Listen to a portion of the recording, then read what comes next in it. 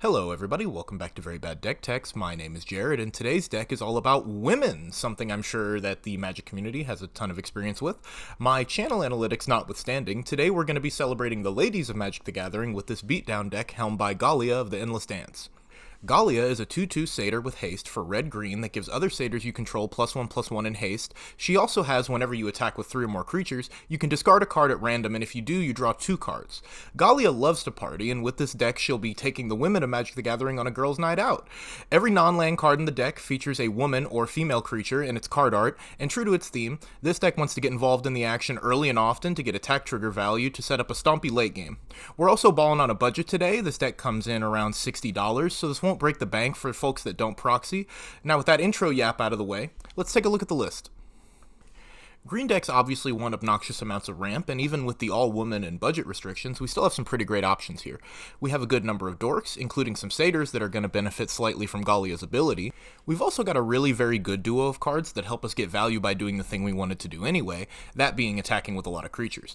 Druid's Repository is an enchantment that allows you to put a charge counter on it anytime you attack with a creature you control, and then remove a charge counter to add 1 mana of any color to your mana pool. This is not only great acceleration, but also gets rid of the need to hold up mana for interaction. You can tap down all your lands every turn with no fear because you already know that you have mana stashed from attacking on the previous turn.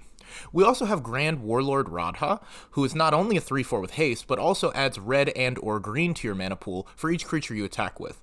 Since you don't lose this mana when you move to your second main phase, she gives you the flexibility to use this mana to throw out a removal spell, or pull even further ahead on board before you have to pass the turn. There's also Roxanne Starfall Savant, who creates a Meteorite artifact token that can tap for 2 mana thanks to her ability, and Celebrate the Harvest, which is an explosive ramp option that puts X basic land cards onto the battlefield, where X is the number of different powers among creatures you control. With the deck being as creature heavy as it is, and with the amount of different pump effects we have, this can go pretty big and set you up for a strong mid game. This deck wants to attack as often as possible, and to help make sure that we always have good attacks without ever losing value, we've got some varied and interesting token generators here. One of the most expensive cards in the deck is Greensleeve's Marrow Sorcerer, who makes a 3/3 Badger creature token whenever a land enters under your control. Her power and toughness are also each equal to the number of lands you control, so that makes her a phenomenal beater. I've also got the Thopterus duo of Harried Dronesmith and Loyal Apprentice. They each give us a free flying attacker at the beginning of combat, which is a great repeatable source of attack triggers. I've also got Nissa Ascended Animist in here, which is a planeswalker that can make horror tokens with power and toughness that are each equal to her loyalty count. Nissa can also remove a problem artifact or enchantment with her -1 ability, or win you the game with her ultimate, which gives each creature you control +1/+1 for each forest you have, and trample until the end of turn. I call her Nissa Hoof Behemoth because this is usually way more than enough to win the game on its own, and it will definitely be enough with Yavimaya Cradle of Growth in play, which turns each of our lands into forests. Keeping with the party theme, and because of deck building restrictions, the draw suite here is mostly focused around looting, rummaging, and impulse draw. Including our commander, we have 8 cards with these type of effects, along with a few more traditional sources of card draw. Similar to a night out, you may not always feel the best after doing this, but we do have some ways to get value when we have to discard cards, which I've found makes churning through your deck in this way a little bit more satisfying. The most direct source of discard value is with Evora, Insatiable Air. Evora starts out as a 1/1 with Trample and gets a +1/+1 counter for every card that we discard. She can get pretty big given the number of discard engines we have, and she also makes a blood token every time she deals combat damage, just for a little extra value. Titania Nature's Force also lets us play forests from our graveyard, meaning that we can discard them with no downside, and every time that we do play a forest, we also get a 5/3 elemental. Bag of Holding can be a great way to refill your hand after all of the discard. Any cards that you discard with the bag in play are instead exiled, and you can pay 4 mana to sacrifice the bag and return all the exiled cards to your hand. Kate Cage Brawler forces a fun minigame where whenever she attacks, you and the defending player each draw a card and then discard a card. If you discard the card with the highest mana value, you get to put 2 +1/+1 counters on her, and she's also indestructible when attacking, which can make her a very effective beater, especially as she grows bigger into the mid-game. Speaking of growing bigger, let me introduce you to a janky but also very fun card package that I am calling Craterhoof at Home. This is an intricate web of creatures that make themselves bigger to help make each other bigger, with some big stompy creatures mixed in to hopefully help close out the game. As an example, let's look at 2 cards, Olga Relentless Rager and Wild Beastmaster.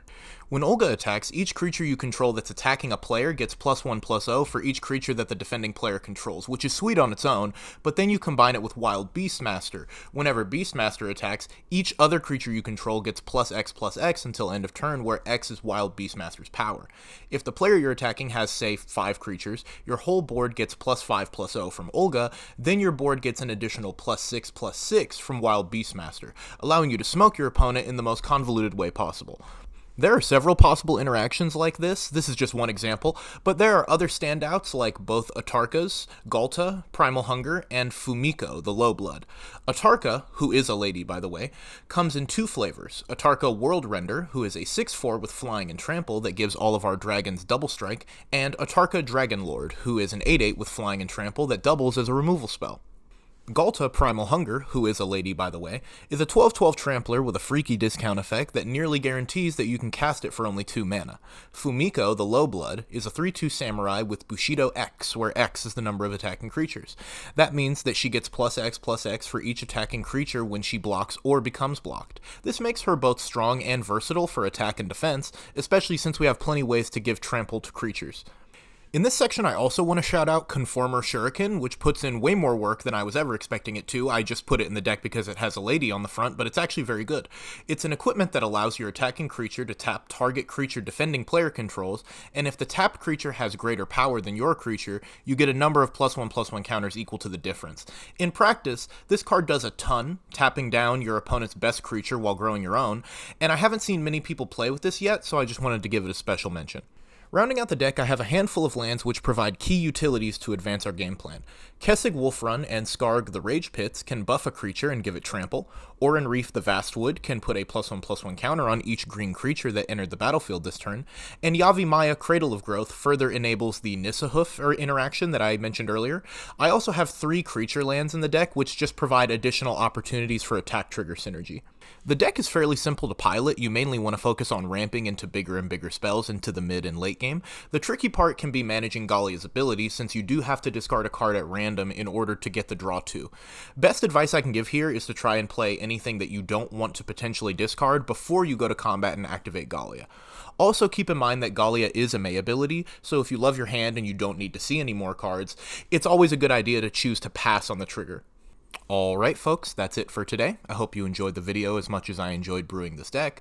I'll definitely be doing more restricted and themed decks in the future because this one was a ton of fun, and I would encourage you to try something like this out for yourself. Please like the video if you liked it. You can also subscribe and hit the notification bell for more deck techs like this one. I'll be doing a Firelord Azula deck tech up next to celebrate the release of the Avatar set, so stay tuned for that one. But in the meantime, this has been a very bad deck tech. I have been Jared, and I will see you all in the next one. Stay safe out there.